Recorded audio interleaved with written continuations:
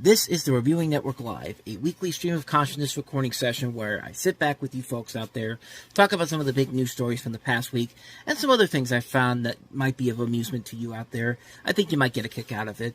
Now, these are more like audio podcasts and are much longer than my usual videos and are also for the most part unedited and will contain some foul language. So, if you're easily offended by that, I advise you to maybe step back a bit, maybe go somewhere else. But hey, if you're up to the challenge, sit back, relax, and enjoy the show. Thanks.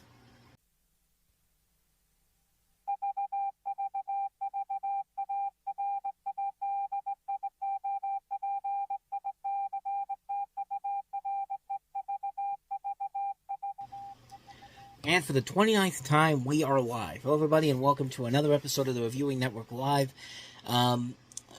It's not a particularly interesting week in terms of news. There's a couple of stories of intrigue that I thought were kind of amusing. However, one of them was kind of already debunked the day it came out. But this is going to be kind of a relatively short episode. I have one other topic I want to cover with, in addition to the three news stories I have here. But before we do that, let's do what we usually do here. Let's sit back, relax, and begin the conversation by taking a look at the weekend box office, which was pretty eventful for a couple of reasons. I have a couple of notable new releases to talk about here, so the top five in general here. Let's start with those first. Let's go to number 5 and start off with the movie that was number 3 last week, Mark Wahlberg's Arthur the King, which brought in $4.3 million after 2 weeks, it's brought in $14.6 million worldwide gross.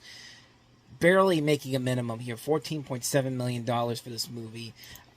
Last week it opened to about $7 million in particular. I'm trying to remember what the budget was for this. I think it's one of those weird ones where it was like two varying numbers and like, okay, they have changed it now. It's $19 million, which is certainly a lot better than I think it was $19 to $40 million. If it was $40 million, Lionsgate would have been in big trouble, but the budget is $19 million, which isn't bad per se. I mean, this thing's already at $14.6 million, so it should make its money back in no time flat. But, yeah, I haven't got to see it yet, nor do I really have a keen interest in checking it out anyway, despite the fact that it did get some good word of mouth, but certainly not for me. And I probably won't see the number 4 movie here, which is one of the new releases we have this week, and that is Immaculate, which is the new Sydney Sweeney movie, which they were really building this up as like this is another big success for Sydney Sweeney in the making, because you know she was in Anything But You, and even though she was in Madam Web, she went out and bashed the movie. So I guess that makes that kind of, I don't know, like it's weird what's going on with her. I mean, I've seen her in a lot of stuff where she actually has a lot of potential as an actress, but Euphoria is great. But the movie she's been in since Anyone But You, like Anyone But You, Madam Web, and now this. I don't know. The story of this movie is that you have her playing a woman of devout faith who is invited to reside at a picture-perfect Italian convent, but slowly realizes that the convent harbors terrifying secrets. And she actually produced this movie, too, so I guess that is kind of notable for this movie. And it's one of those movies that's kind of like a Blumhouse movie that doesn't have a big budget to it. I think the budget is under $10 million.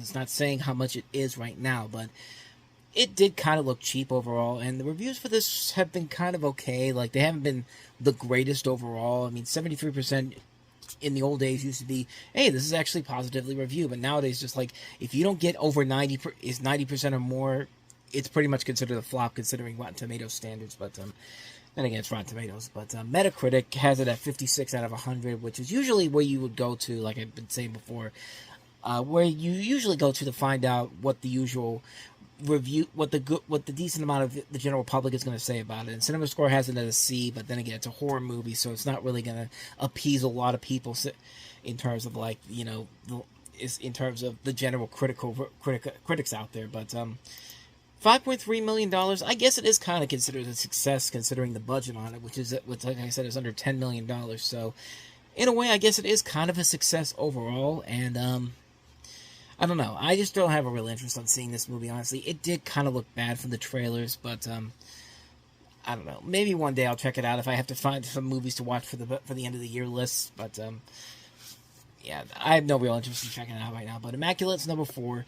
Let's get to the number 3 movie, which was the number 1 film last week and was the number 1 film for 2 weeks, and that is Kung Fu Panda 4, which has brought in $17 million even, bringing its total gross up to Okay, I misspoke that. 16.7. It's 16,799,000. I should have said $16.8 million is what I should have said, not 17 million, but $16.8 million, dropping 44% from last week. After 3 weeks, it's brought in $133.2 million, which is very good considering that this movie opened. Considering that how well that this is the fourth film in the series, and if I'm not mistaken, I think this is actually, if it's not the second highest grossing film in the series, it's probably the third highest gross. It's pretty high up there right now because I think it did better than Kung Fu Panda 2 did. Let me just double check here just to make sure I'm getting let's see. It's still down there, but it's going to surpass Kung Fu Panda 3. It might even surpass Kung Fu Panda 2 because Kung Fu Panda 2 right now is at $165.2 million domestically. Kung Fu Panda 3 is at $143.5 million right now, and Kung Fu Panda 4 right now is at $133.2 million. It's still bringing in over $17 million, close to $17 million. So it should be able to hold up long enough to eventually maybe surpass Kung Fu Panda 2. But the worldwide gross $268.1 million right now, considering that the film only cost $85 million.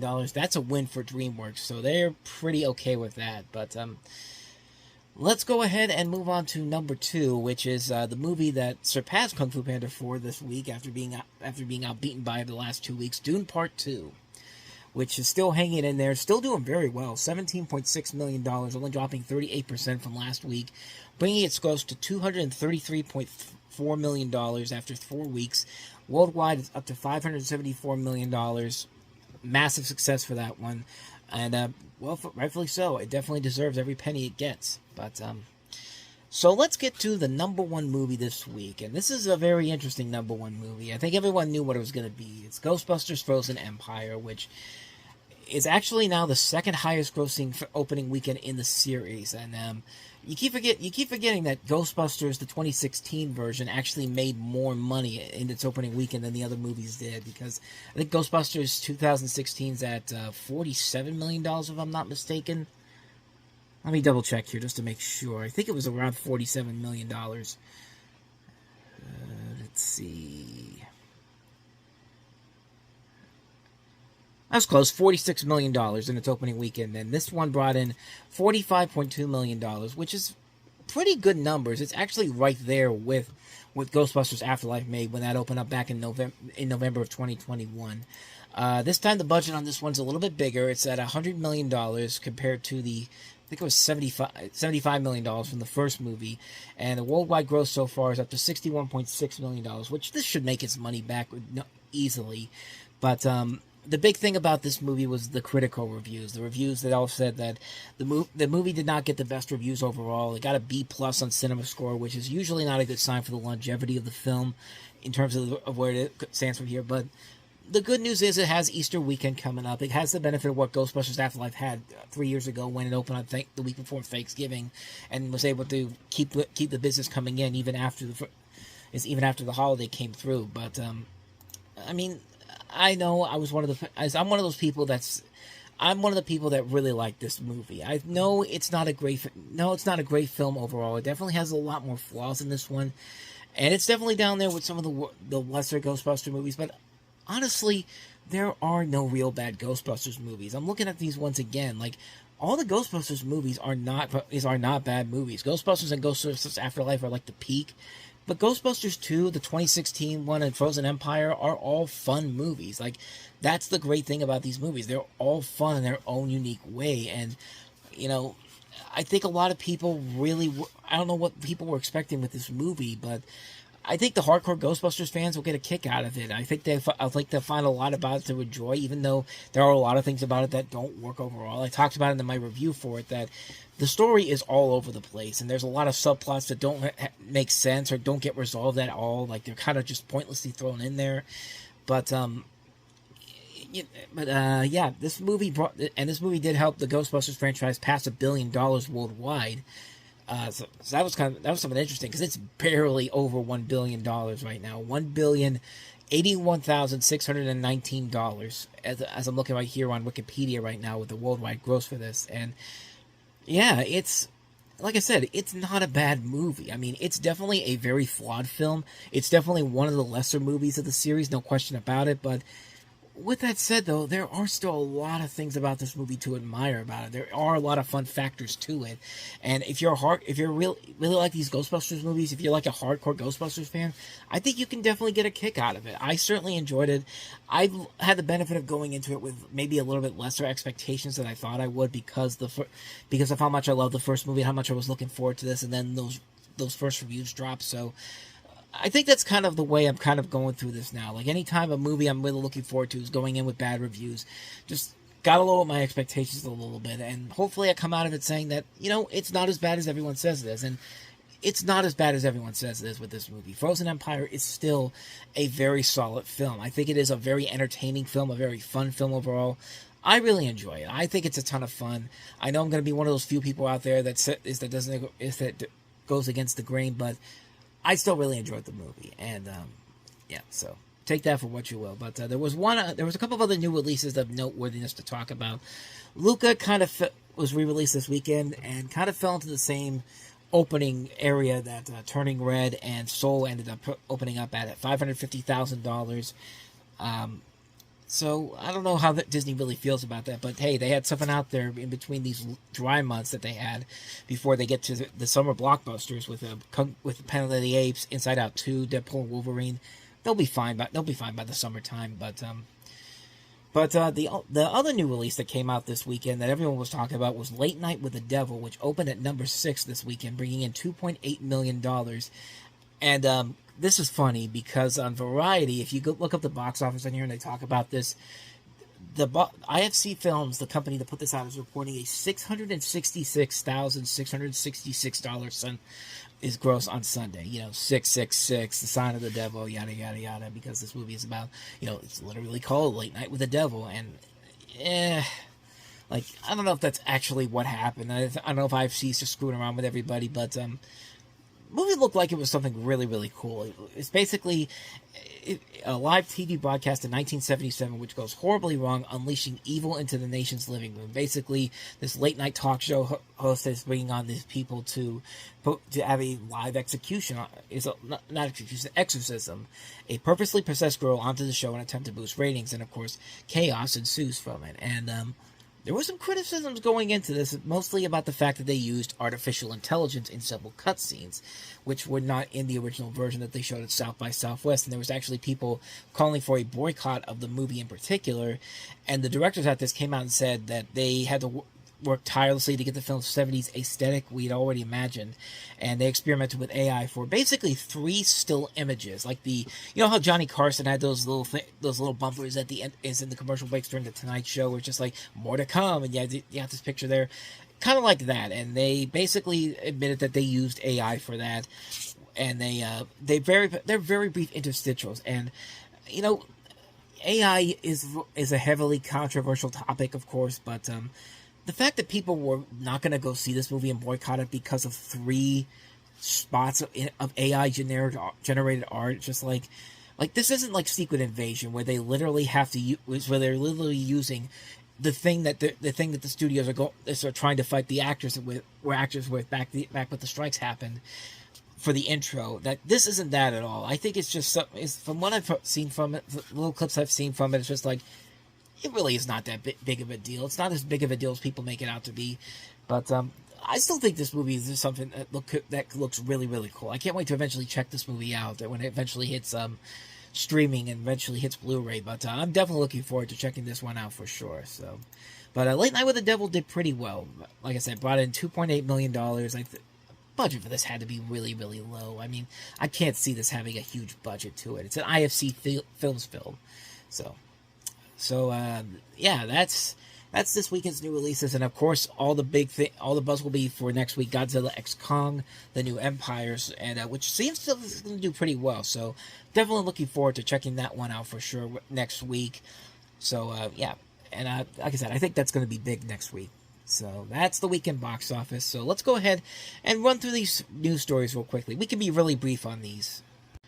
So like I said, this first news story kind of got basically just destroyed as soon as it went out, but I'll talk about it anyway because it is something that's kind of important right now in the movie world. Like, it's now been 3 years since James Bond was last on the big screen. Daniel Craig hung it up for the last time with No Time to Die, and there's been all this speculation about who's going to take over James Bond going forward, because it's now been 3 years, and we're coming up to that point when Die Another Day was in 2002, and then we had Casino Royale in 2006.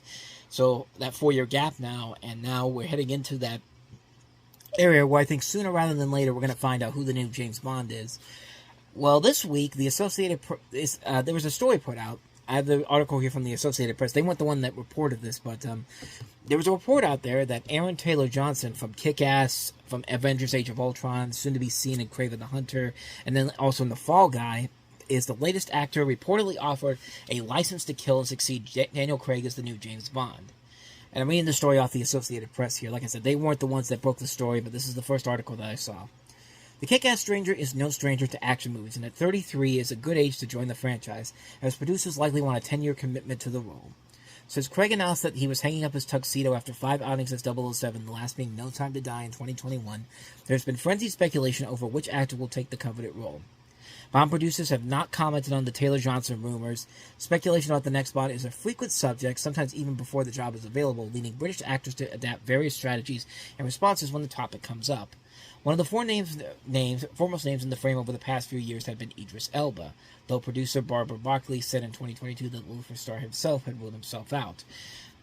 Which, I was one of those people that really would have liked to see Idris Elba take over the role, but he is getting up there in age. I think that moment's past his time now, and it would be cool to see him eventually do it, but unfortunately but like I said, Idris Elba kind of it's a little bit too early for him to. It's a little bit too late for him to take on the Bond role, but in here they talk about Tom Hardy was at one point considered in 2015, though he had heard no speculation about it, which.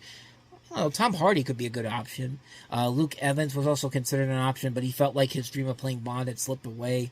Richard Madden was also considered when he was at a press conference for Rocketman in 2019, the Elton John movie. Other names connected with the role in recent years include Regina Page, who shot the fame in Bridgerton as the Duke of Hastings, Theo James, who earned an Emmy nomination for his role in The White Lotus, and Henry Golding, star of Crazy Rich Asians.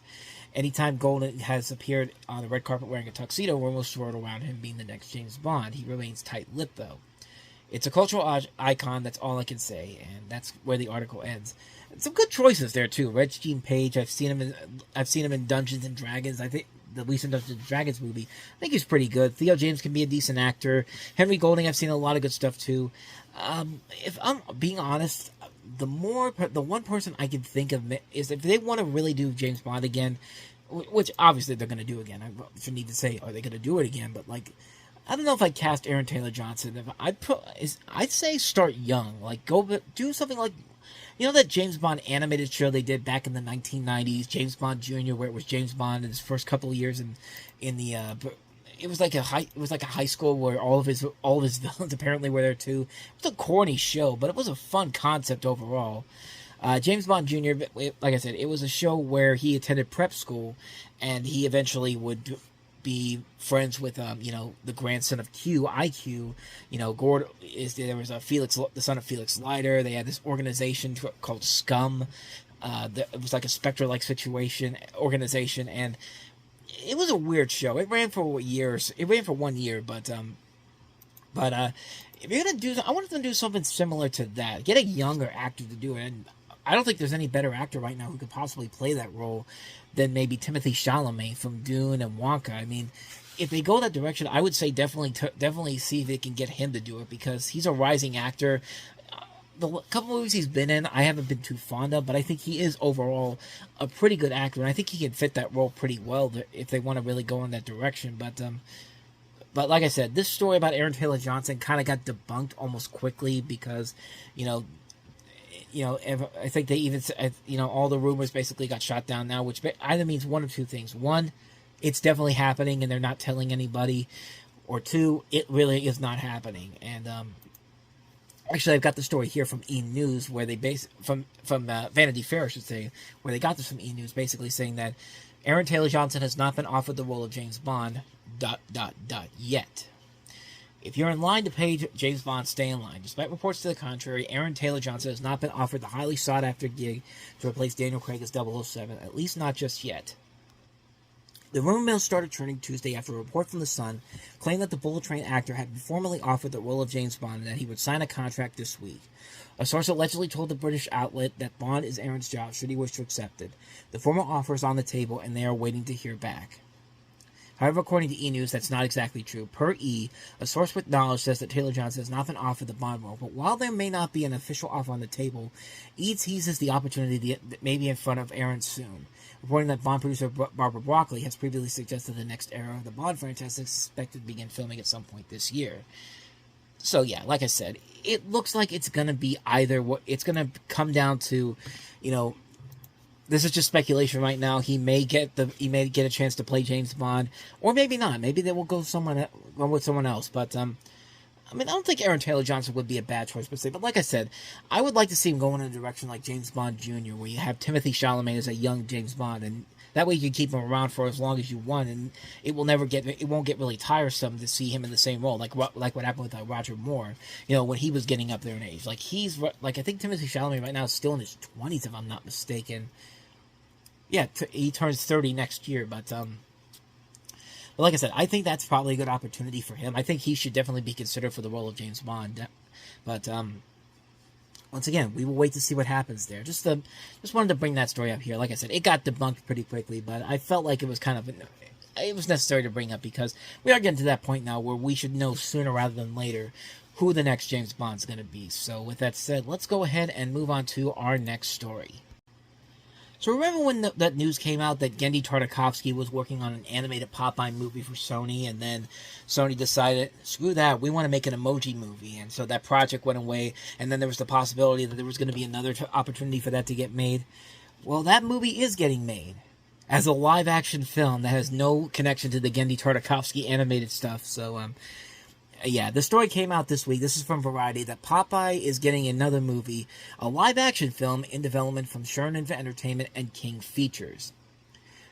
This is a story from Variety. Popeye is coasting back to the big screen. The iconic Sailor Man and Spanish Chugger. That would be a very interesting Popeye movie if he was Spanish. I'm not even going to finish that because I could. Okay. Back to the topic at hand. I'm sorry for wasting your time with this, but the iconic sailor and spinach chugger, who first appeared in the comic strips in the late 1920s, will become the subject of a new live-action feature film from Turner Entertainment and King Features. The project is currently in development as a big-budget feature and has attached screenwriter Michael Caleo, who wrote Sexy Beast, The Family, and The Sopranos. This is the first live-action revisiting of the character since the 1980 film Popeye, led by Robin Williams, directed by Robert Altman, and co-starring Shelley Duvall as the sailor's quirky love interest, Olive Oyl. The film was panned upon release, but has since gained cultural status and critical reconsideration.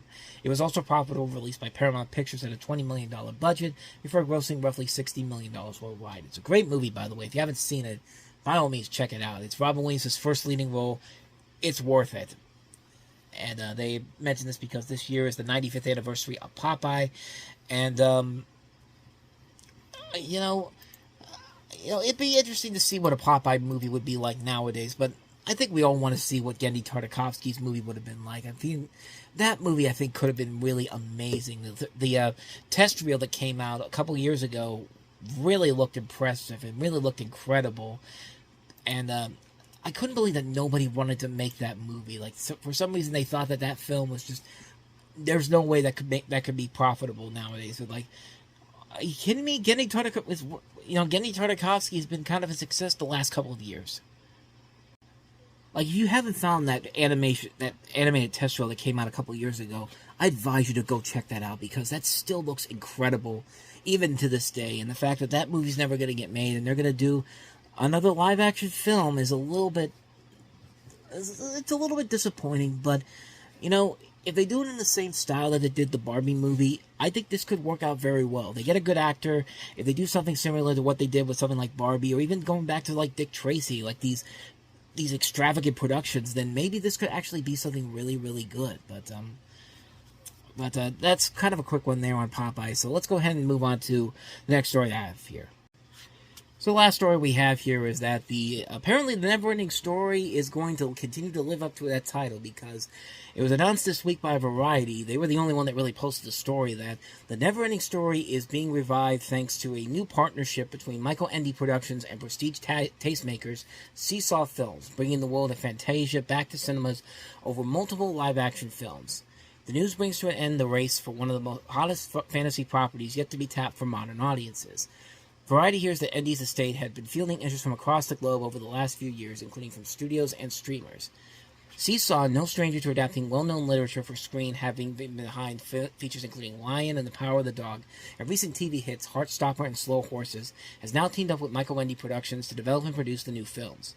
The new partnership has been granted the Neverending Story rights by Ende's executor, Dr. Wolf Dieter van Grano, Ian Canning, and Emil Sherman, who will produce for Seesaw alongside Roman Hawk and Ralph Gassman from Michael Ende Productions.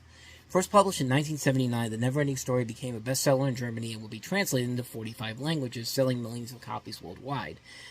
At the center of the story is the awkward but imaginative child Bastian, who escapes from bullies, discovering the mysterious book The Neverending Story about the hero Atreyu and his mission to save the magical realm of Fantasia, a world of dragons, giants, vast kingdoms, and deadly swamps, and its ruler, the childlike Empus, from being destroyed from the force known as the Nothing.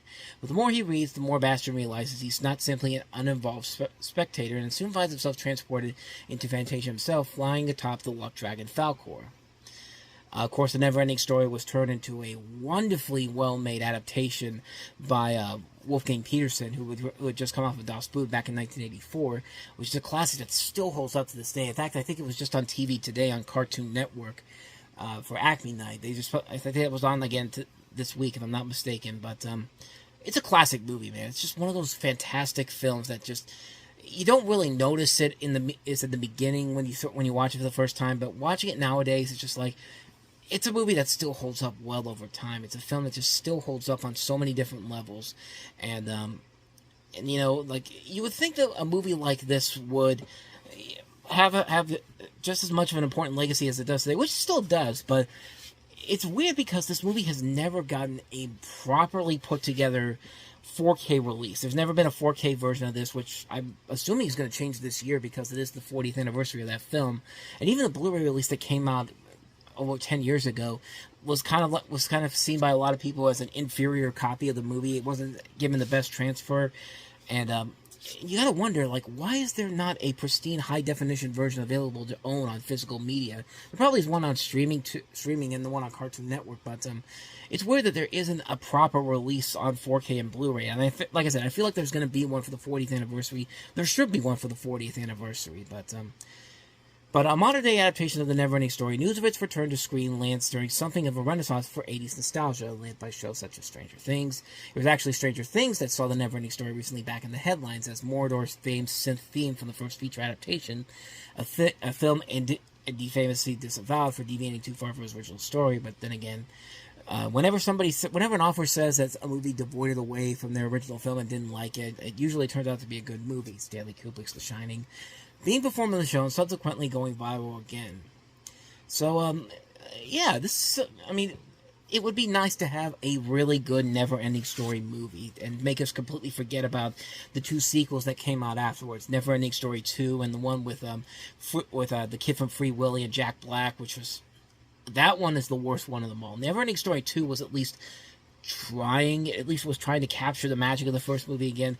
The third film was just a complete disaster on so many levels. But then again, that was produced by Miramax. It was one of those completion Bond movies that they had back then with a lot of different family films. But I don't know. I always kind of envisioned what a Neverending Story sequel would be like. Kind of like a little bit of a mix between Hook, Mary Poppins Returns, and Christopher Robin, where you have Bastian grown up, maybe played by Chris. Like,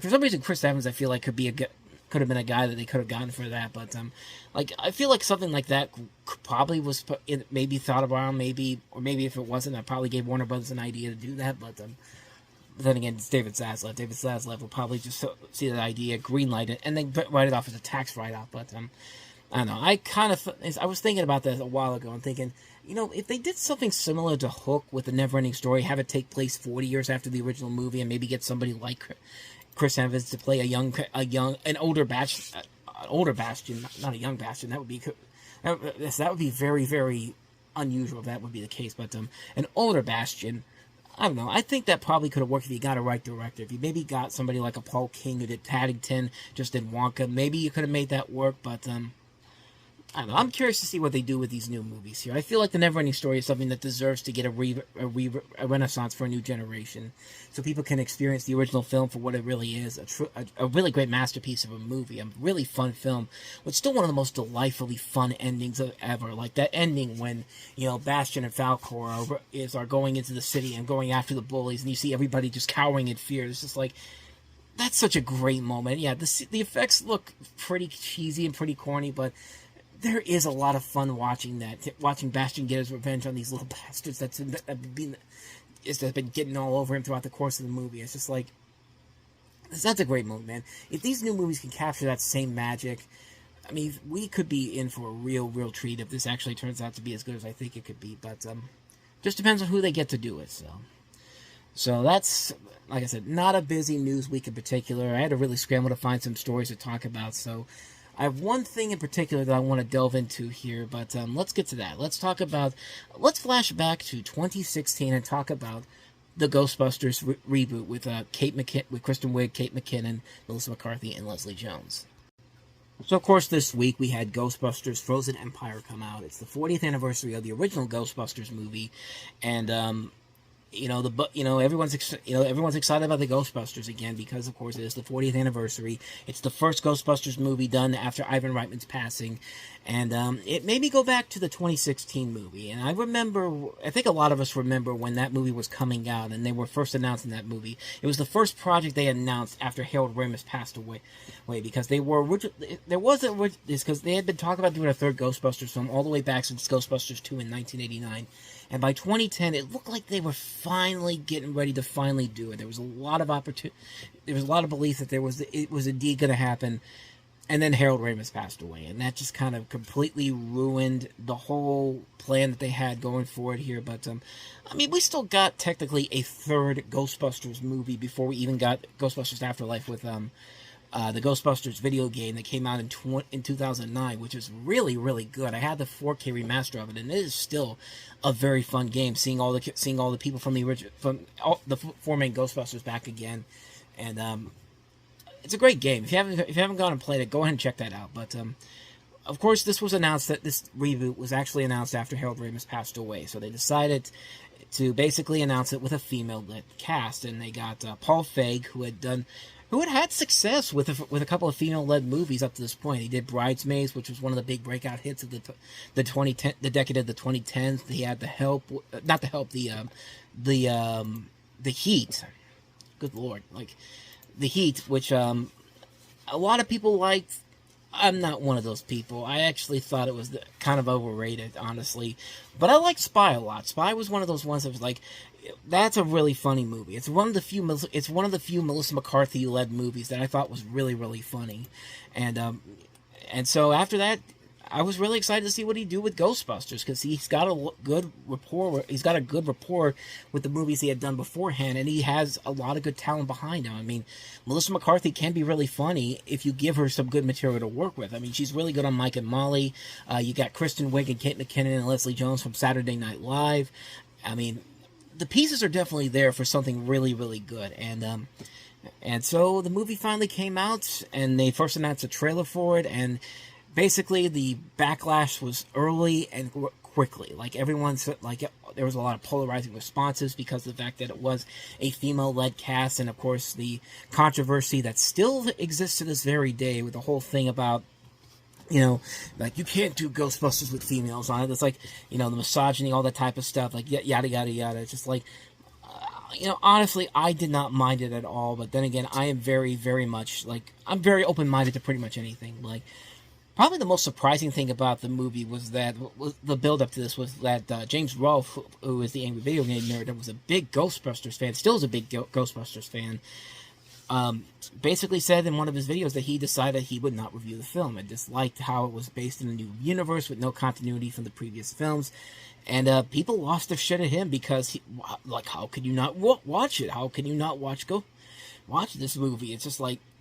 And I talked about this a couple weeks ago with the Chris Stuckman thing, and it's just like, like, the dude's entitled to do whatever he wants to do. That's the power of being on YouTube. You can do whatever you want on here, as long as you have a reason for why you're not.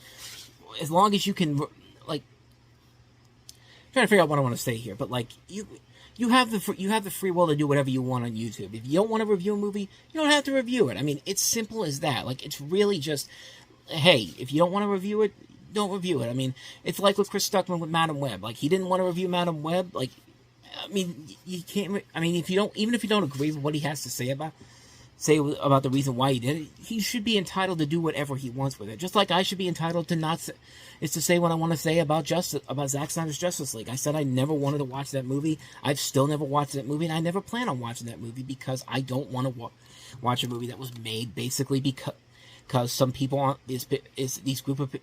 some people online started this thing about a cut that never existed until they finally, Warner Brothers finally said, we'll put all our money into this because this is clearly what the fans want. And just, like, I had no problem with what James Rolfe was doing on here. Like I said, it's basically up to him, whatever he wants to do with it. But so the movie comes out and got positive reviews. It actually didn't get bad reviews when it came out by the critics. I mean, on Rotten Tomatoes, at the time, it got 74% on there, and on Metacritic, it got 60%, which is not 60 out of 100, which isn't bad per se. I mean, it's still much better than anyone could have expected from it, but it's So I saw the movie when it came out, and I liked it. I thought it was fine for what it is, but it's not going to be something that's going to live up with what I had with the other Ghostbusters movies. I mean, like I said, like I've said before, there has never been a bad Ghostbusters movie, and this is definitely. It's not. I'll say this: it's the worst of the Ghostbusters movies, but it's not a bad movie per se. And I look back on it not too long ago because it was on Freeform during the 31 Nights of Halloween a couple years ago, and it's been a while since I've seen it. So I watched it again, thinking, okay, I'm gonna watch this again. I'm gonna see what everyone's talking about with the problems behind it, and I'll see. And who knows? Maybe I'll have a change of heart on it. Maybe you guys were all right all along, and it's just like, and no. My thoughts on this movie are pretty much the same as it was back in 2016. I mean, it's fine.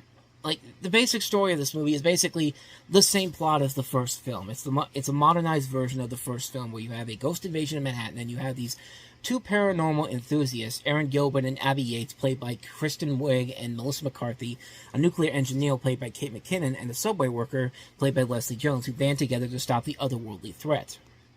But yeah, when I watched the movie back then, and even when I watched it again recently, it's just like, I still don't see anything different than I saw the first time I saw it. I just thought it was a fine movie. I mean, it's alright, I enjoyed it, and I love the fact that, when this movie came out, everyone thought that, all the Ghostbusters 1 and 2 copies are going to go away forever, like, you're never going to be able to see these classics again. Oh no, it's just like, no, they're still there. I still have plenty of copies of the original Ghostbusters movies available to me. So yeah, strike one on that part for all those haters out there that were trying to pretend like the original Ghostbusters movies were going to go away forever because of this. And yeah, it didn't. But and let's be honest, all the Ghostbusters movies have flaws to them. Even the original one, which is still a classic movie, but even when I just watched it again tonight. It was on the CW. I guess the CW now has movies on Sunday night, and they had the original Ghostbusters on. That movie still has a lot of flaws to it. Like, there are scenes in those movies that serve no real purpose to the story. They go on and seem like filler. I mean, the second movie pretty much is a straightforward remake of the first film, but it's still a fun movie. They're still very enjoyable movies, and a lot of that is in this particular film. There are a lot of flaws to it, but it's still an enjoyable, fun time, just like with Ghostbusters Frozen Empire. I think one of the most important things about the Ghostbusters, the thing that you have to get right from the get-go, is the chemistry between the main actors. I mean, Bill Murray, Dan Aykroyd, Harold Ramis, Ernie Hudson. That's the glue that holds both of those original movies together. I mean, when you see them in Afterlife and Frozen Empire, when they're there together, even when Harold Ramis is a ghost in Afterlife, you still get a lot of excitement from that because it's all them together, even though they do a pretty good job of recreating Harold Ramis there, even though he's no longer with us.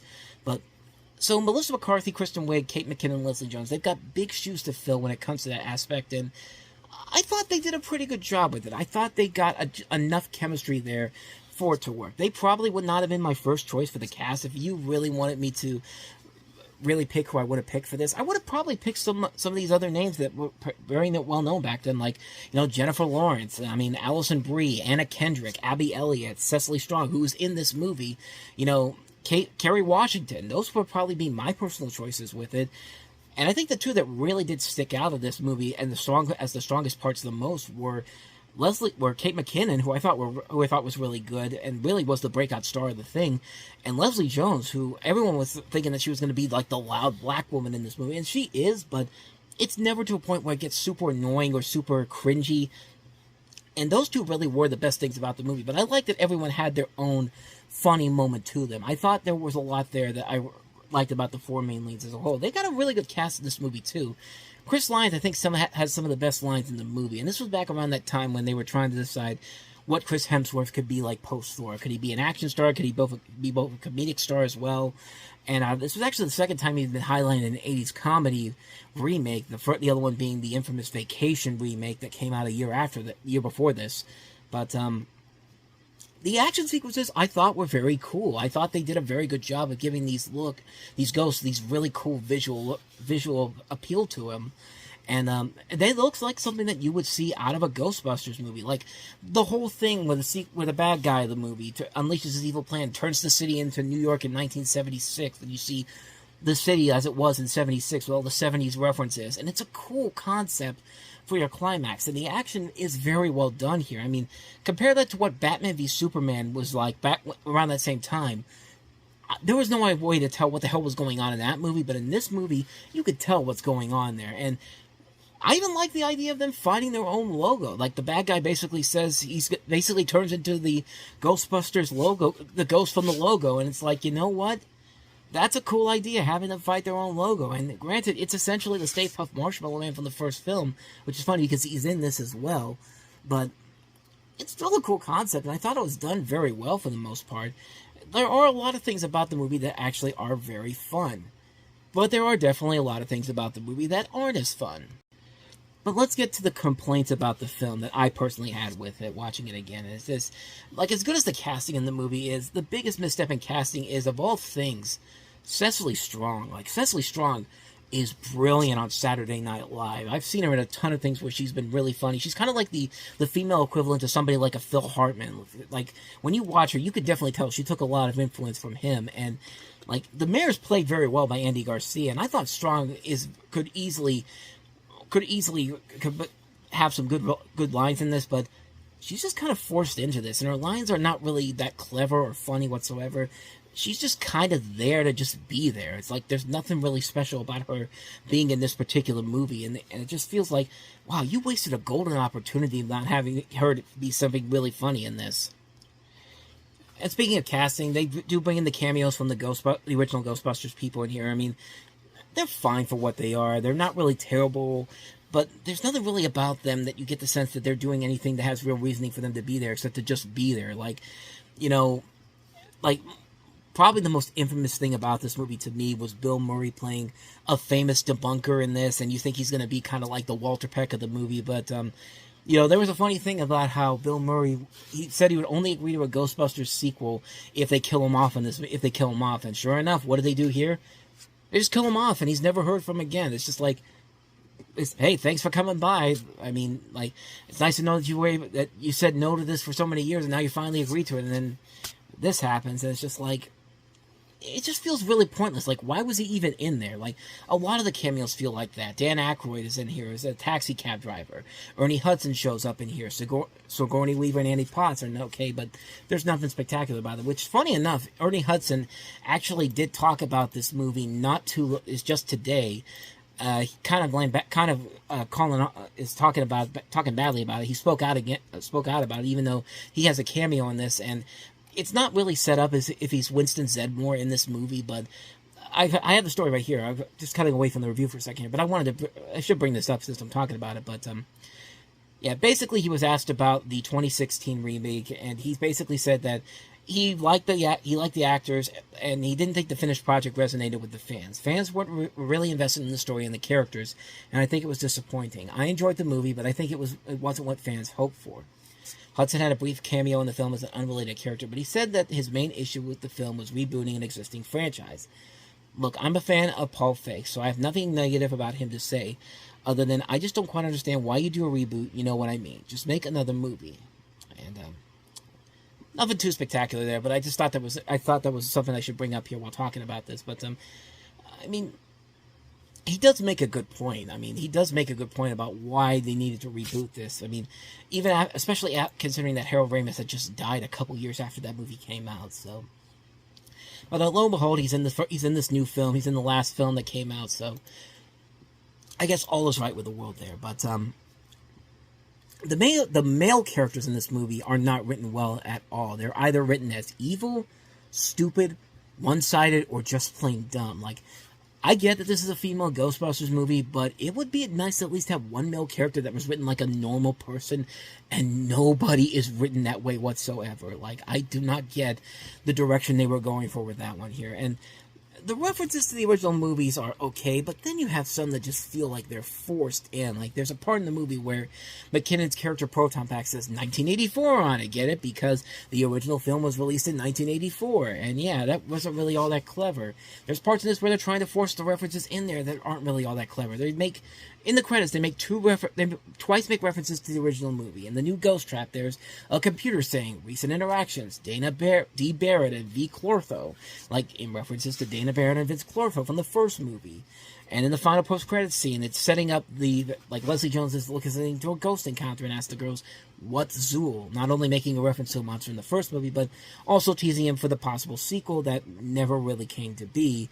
And thankfully, that didn't come, because I was really worried about how they would bring him in there. And it really felt like they probably would have done what they did with Star Trek Into Darkness and forced him in there like they did with Khan in that movie, which that was the worst thing that movie ever did to that character. Like, Benedict Cumberbatch was perfect casting for Khan, but man, did they botch that up big time. It's just like, yeah, that was bad. That was bad. But this was close. This was luckily never got to that point, is what I should be saying. But really the biggest fault of the movie, when I look at it again, is that the editing is so bad. Like, there are parts in this movie that make you feel like they were clipped out of the movie at the last minute to make a specific running time, or because the studio had to force them to do it. Like the opening scene, which you would think is going to open up like the first two movies, right down to the part where the Ghostbusters theme song starts playing, and then you're waiting for that logo to pop up like it did in the first two movies, and you think, okay, here it comes, and nope, just a generic-ass title card. And I'm sorry,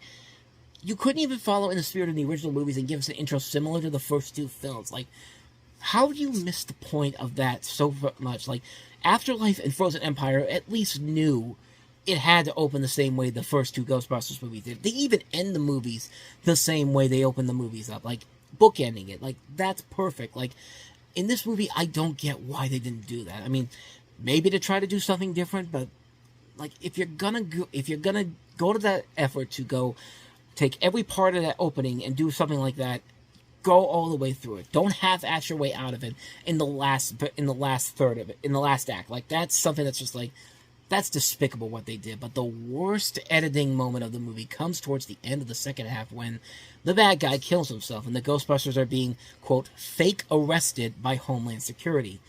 It then cuts to Kristen Wiig in a hotel room. Now you think maybe that the Ghostbusters got sent to the psych ward, like what happened in Ghostbusters 2. But then just goes back to their headquarters where nothing really happens. Like, Melissa McCarthy's character's not arrested, not under house arrest. She's just there.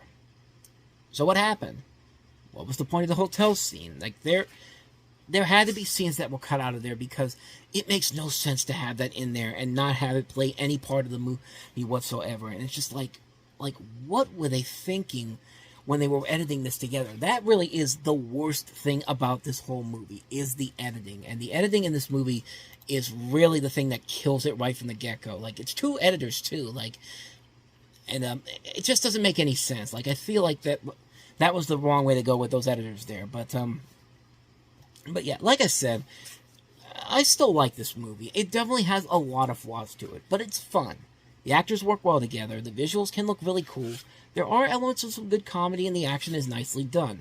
There are a lot of things I like about the film. It's definitely the lesser of the Ghostbusters movies, I should probably say. But But I'm glad that it wasn't that development hell threequel they had been trying to make for decades, because I feel like if they had finally gone through with that after all these years, it really would have been a bad outing when it was all said and done. Because I've talked about it before.